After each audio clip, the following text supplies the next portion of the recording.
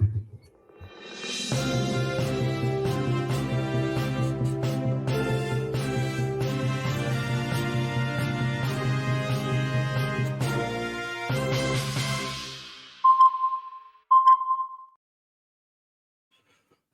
दोस्तों, ocean network में आपका स्वागत।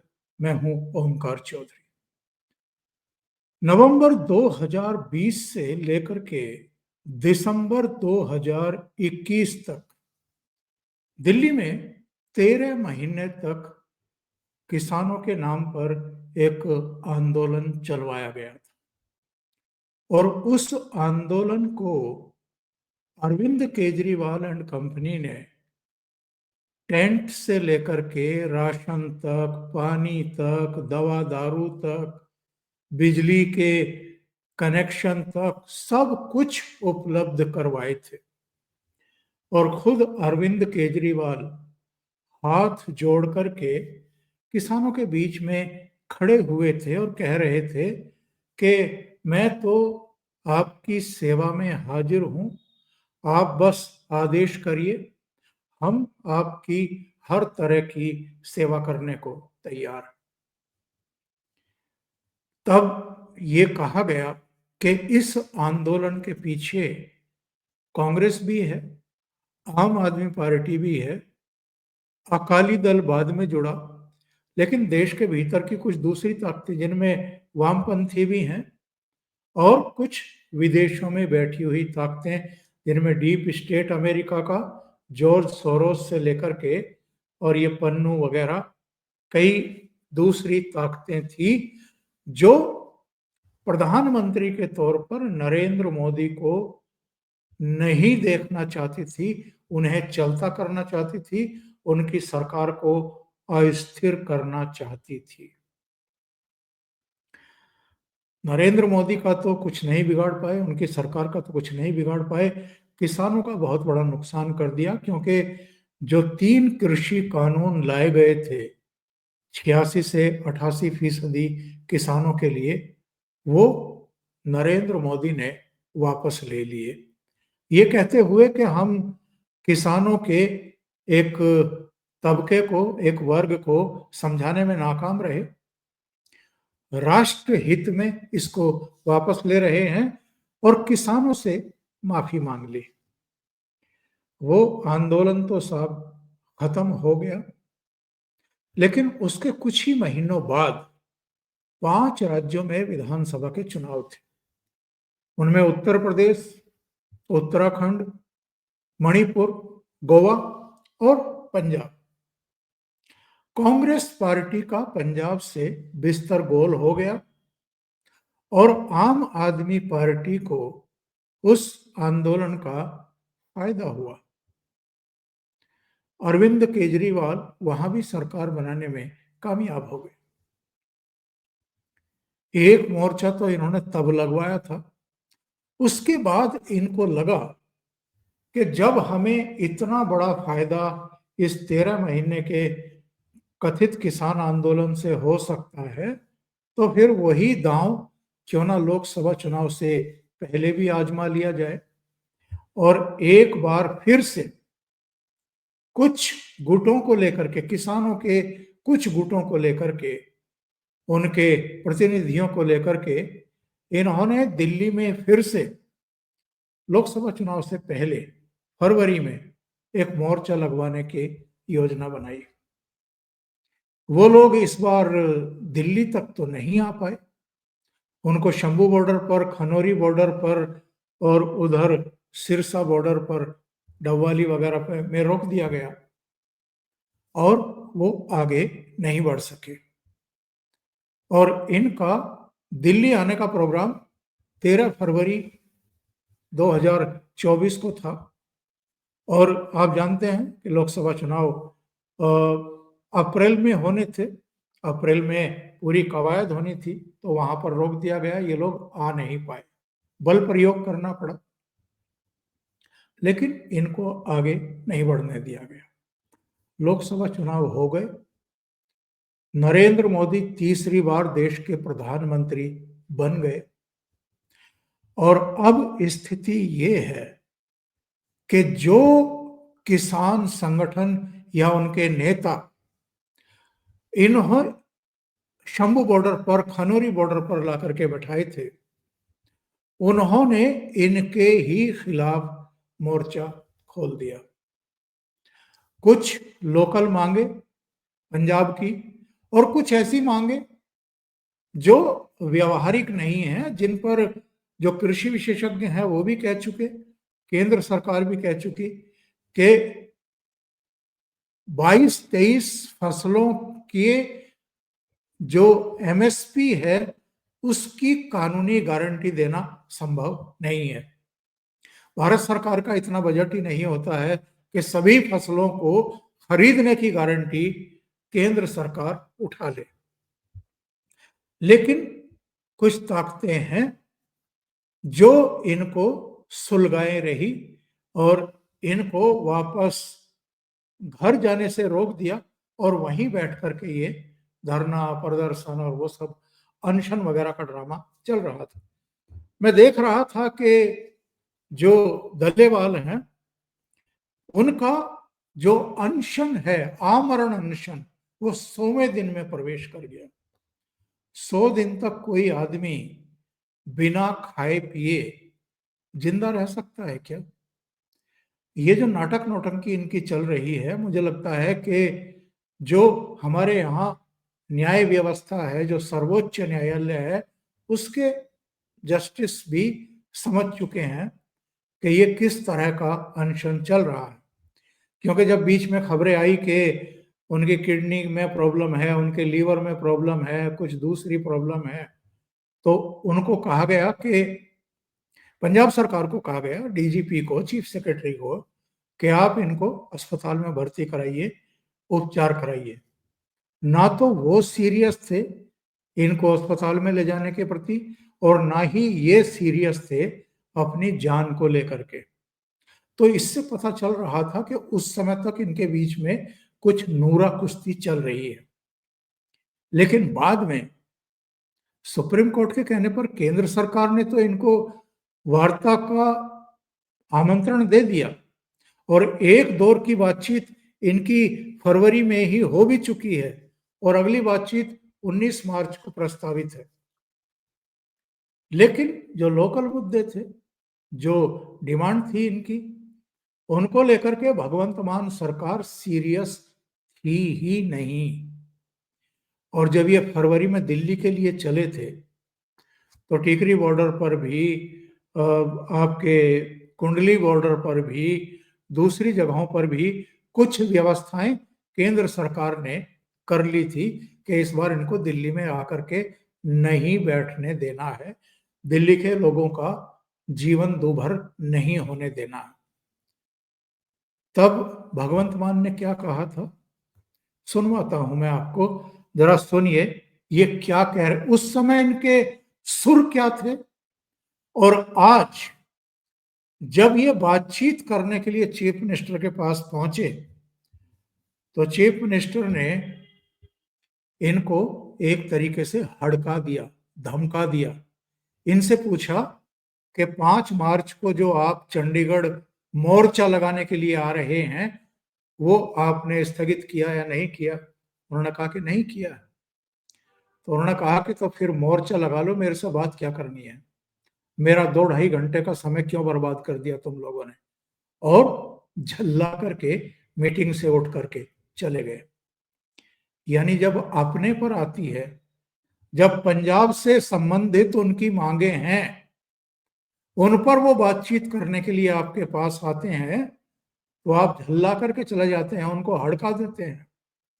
और जब आपके ही मोटिवेट करने पर, आपके ही समझाने उकसाने पर ये लोग दिल्ली के लिए निकलते हैं, और दिल्ली की जो केंद्रीय सरकार है उसके निर्देश पर हरियाणा सरकार अलग अलग जगहों पर, टिकरी बॉर्डर पर, कुंडली बॉर्डर पर, दूसरी जगहों पर कुछ एहतियाती कदम उठाती है, तो आपकी जबान क्या होती है वो मैं आपको सुनवाता हूं।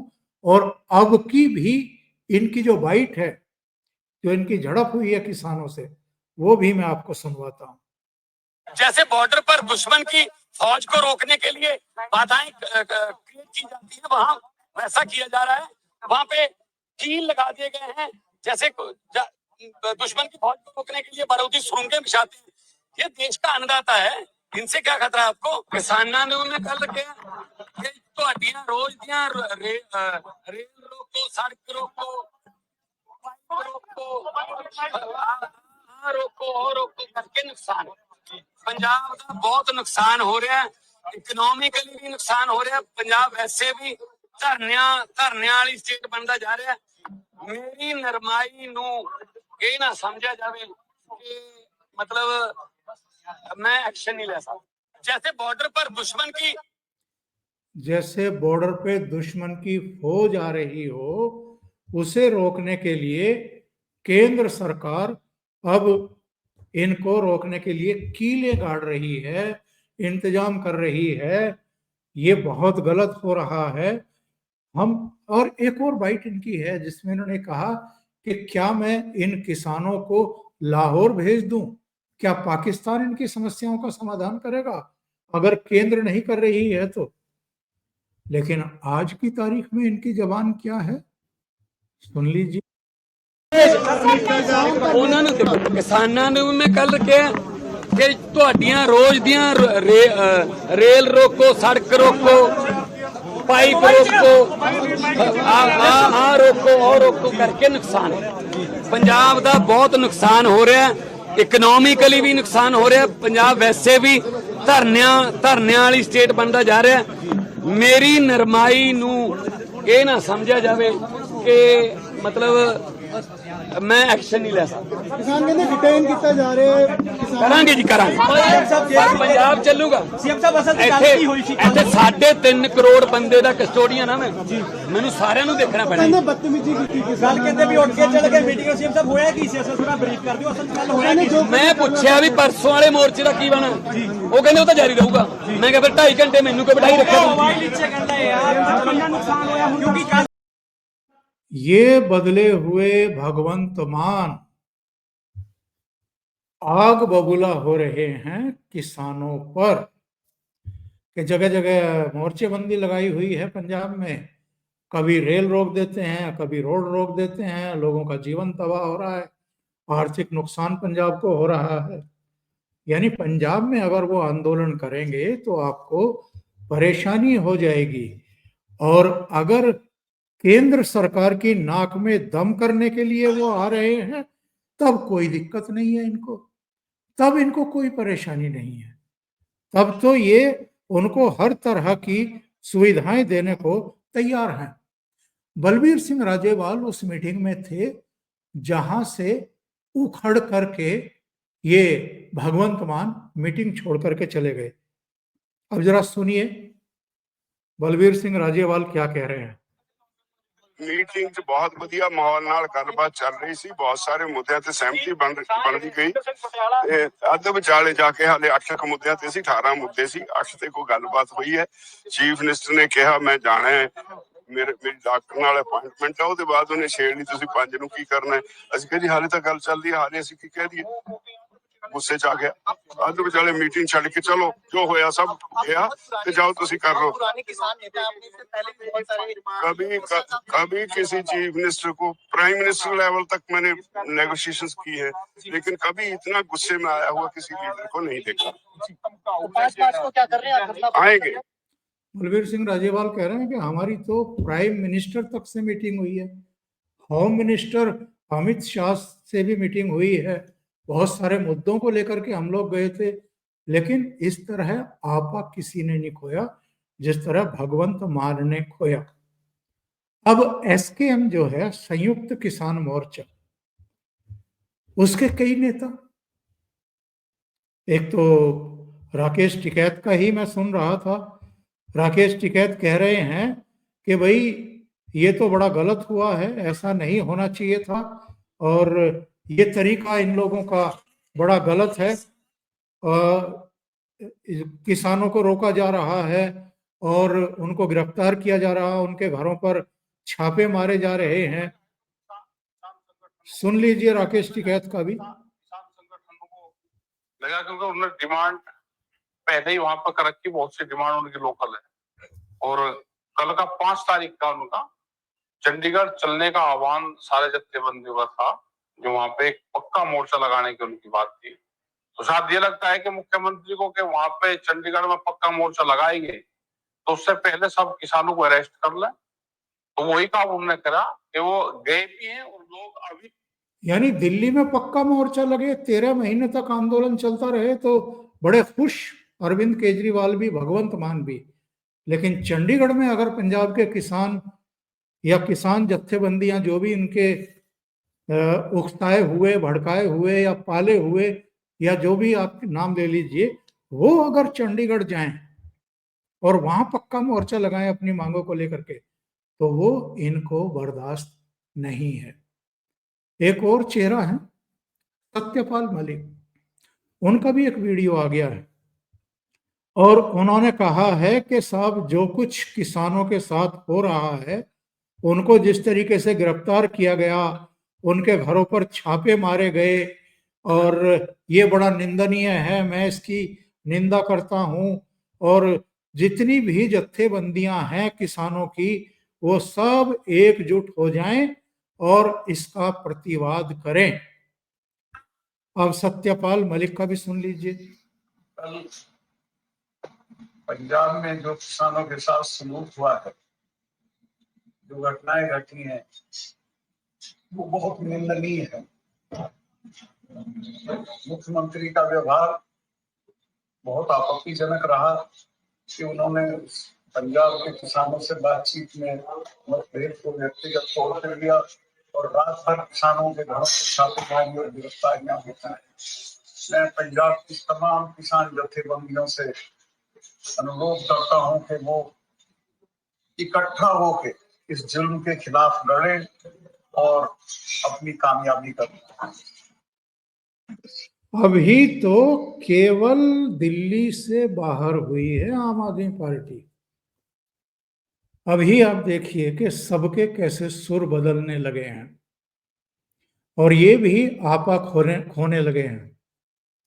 भगवंत मान का जो सलूक रहा है पंजाब की जत्थेबंदियों के साथ, इससे इनका असली चेहरा सामने आ गया है और ये पूरी तरीके से एक्सपोज हुए हैं। जो किसानों के पीछे छिपकर अपने राजनीतिक स्वार्थों की पूर्ति करना चाहते थे, क्योंकि हम पिछले कुछ वर्षों से एक टेंडेंसी देख रहे हैं, अलग अलग पॉलिटिकल पार्टियां, वो चाहे कांग्रेस हो, आम आदमी पार्टी हो या अलग अलग राज्यों की क्षेत्रीय पार्टियां हो, वो अपना ओरा खो चुकी हैं। लोगों से उनका भरोसा उठ चुका है, लोग उन पर भरोसा विश्वास करने को तैयार नहीं है। तो इसलिए राहुल गांधी को आप देख रहे हैं, कभी मोटर मैकेनिक के पास, कभी बाइक मैकेनिक के पास, कभी ट्रक ड्राइवरों के पास, कभी कुलियों के पास, कभी राजमिस्त्रियों के पास जाकर के अपनी राजनीति चमकाने की कोशिश कर रहे हैं। और जो गरीब गुरबा लोग हैं, उनमें फिर से कांग्रेस की पैठ बनाने की चेष्टा कर रहे हैं। तो खुद अपनी जनसभाओं के लिए भीड़ जुटाना मुश्किल हो जाता है। इसलिए कभी किसानों के मुद्दे लेकर के, कभी 3 कृषि कानूनों को लेकर के, और किसानों को भड़का करके, गुमराह करके कि साहब ये काले कानून हैं, आपके खिलाफ जाएंगे, आपकी जमीनें बिक जाएंगी, उनको भड़का करके एक जगह इकट्ठा कर लो, अपनी राजनीतिक स्वार्थ पूर्ति कर लो। लेकिन वो भी कारगर हुआ नहीं। और अब इतनी भुरभुरी जमीन पर, दलदली जमीन पर आकर के खड़े हो गए हैं, क्योंकि सारे दांव पेच आजमा लिए। पंजाब में तो सरकार बनवा ली 2022 में, लेकिन दिल्ली की सरकार चली गई। और पंजाब में भी 2022 में चुनाव से पहले जो अरविंद केजरीवाल ने घोषणाएं की थी, सब्ज बाग दिखाए थे, महिलाओं को 1-1 हजार रुपया मिलना शुरू हो जाए। 3 साल बाद भी वो 1,000 रुपया तो छोड़ दीजिए, फूटी कोड़ी तक नहीं पहुंची है पंजाब की महिलाओं के पास। तो इनको पता है कि आने वाले दिन कितने मुश्किलों भरे होंगे। इनको बहुत सारे जवाब देने हैं। और अभी तो ये किसानों का सामना नहीं कर पा रहे, उन्हीं जत्थेबंदियों और उनके नेताओं का सामना नहीं कर पा रहे जो 18 मांगे लेकर के वहां पहुंचे थे। मुख्यमंत्री भाग खड़े हुए।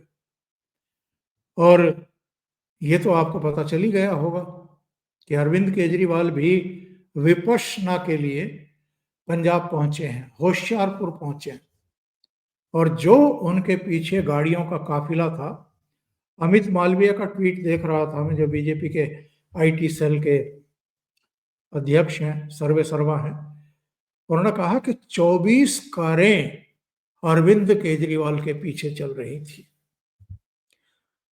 एमएलए भी नहीं है अब, तब ये हाल। तो इनका धीरे धीरे पानी भी उतर रहा है, ये पूरी तरीके से एक्सपोज भी हो रहे हैं।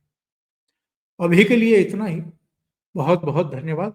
अगर आपको ये चैनल और इसके कंटेंट पसंद आ रहे हैं तो लाइक करें, कमेंट करें, वीडियो को शेयर भी करें। अभी तक अगर आपने ये चैनल सब्सक्राइब नहीं किया है तो सब्सक्राइब कर लें और साथ में लगे बेल आइकॉन को दबा दें ताकि आगे आने वाले वीडियो और उनके नोटिफिकेशन आप तक पहुंचते रहें। बहुत बहुत धन्यवाद। नमस्कार।